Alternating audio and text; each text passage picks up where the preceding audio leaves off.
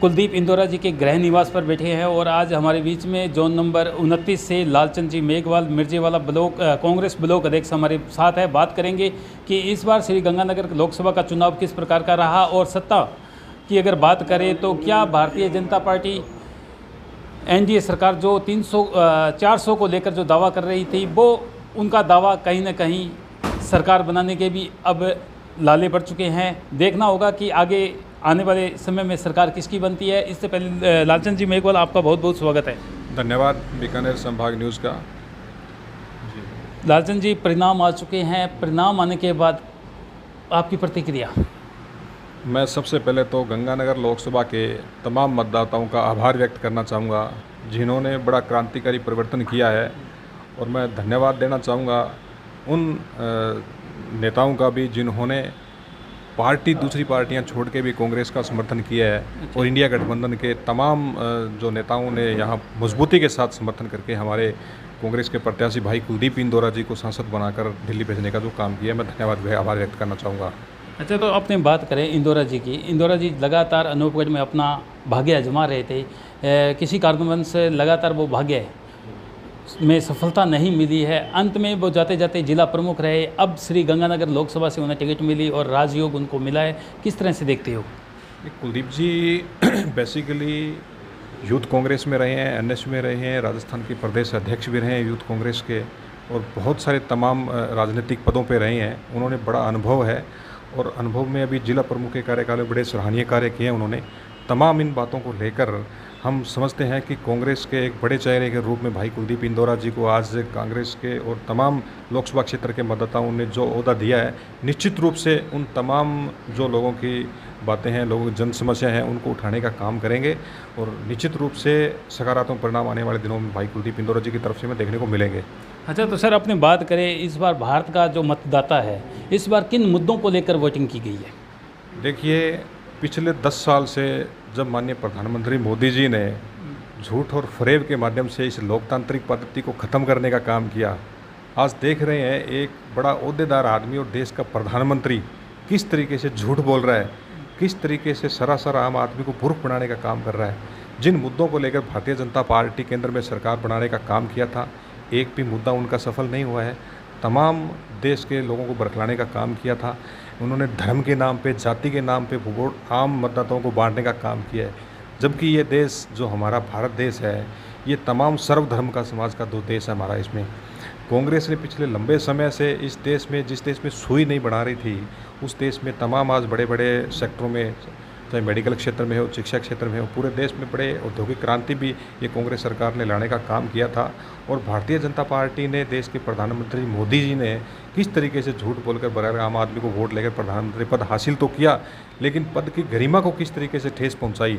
मैं धन्यवाद देना चाहता हूं साथ ही आपके चैनल के माध्यम से कि हमारे देश के ऊर्जावान युवा नेता भाई राहुल गांधी जी ने जिस तरीके से पिछले लंबे समय से ये विपक्ष के रूप में बड़ी जोरदार भूमिका निभाई, इन्होंने आम आदमी की बात को, जो मोदी जी हमारे जन तक नहीं पहुंचा पा रहे थे, उस बात को भी माननीय राहुल गांधी जी ने उत्तर से लेकर दक्षिण से और पूर्व से पश्चिम तक की जो 8,000 किलोमीटर की जो पदयात्रा की, उसमें जिन बातों को लेकर उन्होंने न्याय की बात की, महिलाओं के सम्मान की बात की गई थी, देश में जो बेरोज़गारी बढ़ रही है उसको भी साधन संपन्न बनाने की जो बात थी, बहुत सारे मुद्दे राहुल गांधी ने जो लेकर बात की थी, लोगों ने इस बात को समझा, पीड़ा को समझा, और उन्होंने इंडिया गठबंधन, जो तमाम जिन सहयोगी दलों ने इंडिया गठबंधन को बनाया, उन सब की एक ही मंशा थी कि देश को बचाना, लोकतांत्रिक व्यवस्था को बचाना, और देश में एक नया भारत, जो नया समीकरण बनाना है, उसके लिए तमाम लोगों ने जो वोट दिए और मतदाताओं ने इस इंडिया गठबंधन की जो जितनी भी सीटें आई है,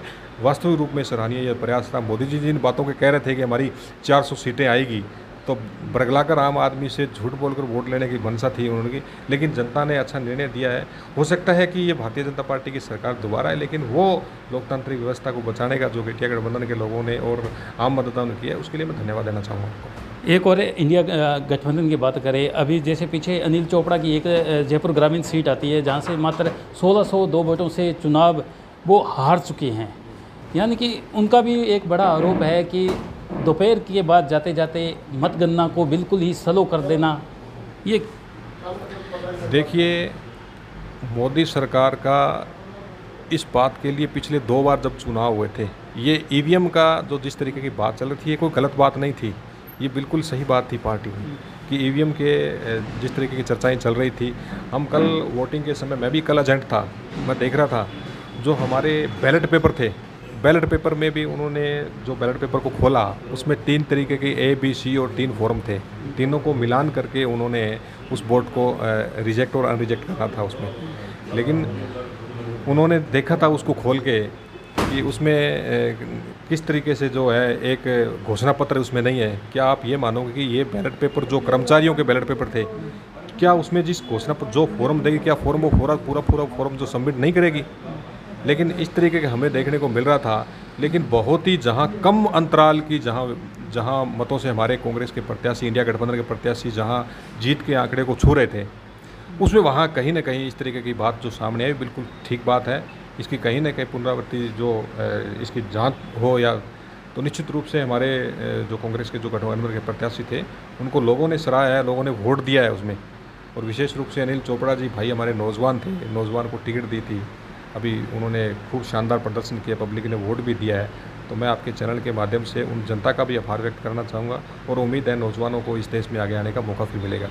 तो साथ ही अपने यहाँ से जोन नंबर 23 से सुभाष जी भाकर हमारे साथ है, बात करेंगे। सर बहुत बहुत स्वागत है आपका चैनल। थैंक यू सर, आपका भी बहुत बहुत धन्यवाद, स्वागत। सर श्री गंगानगर जीत लिया है जी, अब दिल्ली की बारी है, क्या लग रहा है? दिल्ली में बैठक चल रही है, राहुल गांधी जी के, खड़गे जी के नेतृत्व में इंडिया गठबंधन की बैठक चल रही है। जो भी फैसला होगा जनता के सामने होगा, जल्दी जो फैसला है वो आ जाएगा, आपके सामने होगा जो भी है। अच्छा सुभाष जी, एक और बड़ा सवाल है, जिस तरह से एग्जिट पोल लगातार 360-370 सीटें दिखा रही थी, मीडिया दिखा रहा है, किस तरह से देखते हो मीडिया का ये जो नज़रिया है? मीडिया का जो खुद का काम होता है, मीडिया वो अपना काम छोड़ के मीडिया लाइन भटक के डरता हुआ, मीडिया में डर का भय का माहौल था। उसी की वजह से मीडिया ने डर के इसके आगे से आगे ये बधाई बांटने की कोशिश कर रहे थे। ये सभी उसके मोदी जी के खास होने के चक्कर में बढ़ा चढ़ा की सीटें बता रहे थे। कोई 380 बता रहा था, कोई 400 बता रहा था, कोई 400 पार बता रहा था। डर था CBI का, ED का जो डर था, उसी की वजह से ये बढ़ा चढ़ा की सीटें बता रहे थे। अच्छा, तो एनडीए की बात करें, एनडीए जिस तरह से 400 पार का नारा लगा रही थी और आज कल जिस तरह से परिणाम आने के बाद जिस तरह से अयोध्या सीट को हार गए, यूपी में एक बड़ी मुकाबला हारा है भारतीय जनता पार्टी ने, किस तरह से देखते हो? भाजपा सरकार अपने आप को ये मान रही थी कि राम के तो हम ही हैं, बाकी जो देश है उसका राम से कोई लेना देना नहीं है। लेकिन मैं इनको बता दूं, राम जी सभी के आदरणीय हैं, सभी के पूजनीय हैं। इन्होंने कोई पेटेंट नहीं करवा लिया राम जी का, राम जी सभी के लिए पूजनीय है। राम जी ने इनको दिखा दिया कि आप हमें नहीं लेके आए, आप हमारे नाम पे आते रहे हो, इसीलिए अयोध्या सीट हार गए। एक और बड़ा सवाल है, राजस्थान में जिस तरह से दौसा साइड में, अपने जयपुर साइड में देखें तो मुरारीलाल मीणा, भजनलाल जाटव, मुरारीलाल मीणा और संजना जाटव, भजनलाल जाटव जीते हैं। उनके जीतते ही किरोड़ीलाल मीणा का इस्तीफा, कितना बड़ा मास्टर स्ट्रोक है। ये तो उनकी सोच है, देखो वो क्या करते हैं। लेकिन कांग्रेस पार्टी सदैव से ही सभी वर्गों को अपने साथ लेके चलती आई है और सभी वर्गों को साथ लेके ही चलेगी। नहीं, ऐसा नहीं लग रहा है कि कहीं ना कहीं भजन सरकार की कुर्सी भी खतरे में है? कोई बड़ी बात नहीं है, क्योंकि पर्ची सरकार थी। हमारे प्रदेश अध्यक्ष डोडासरा जी ने बार बार कहा भी है कि ये पर्ची सरकार है, ये पर्ची सरकार की कभी भी पर्ची चेंज हो सकती है। श्री गंगानगर लोकसभा की जनता को क्या कहना चाहोगे? श्री गंगानगर की लोकसभा की जनता का आभार व्यक्त करेंगे हम कांग्रेस पार्टी की तरफ से, बड़े भाई कुलदीप इंदौरा जी की तरफ से। विशेष तौर से मैं किसान वर्ग का धन्यवाद करना चाहता हूं।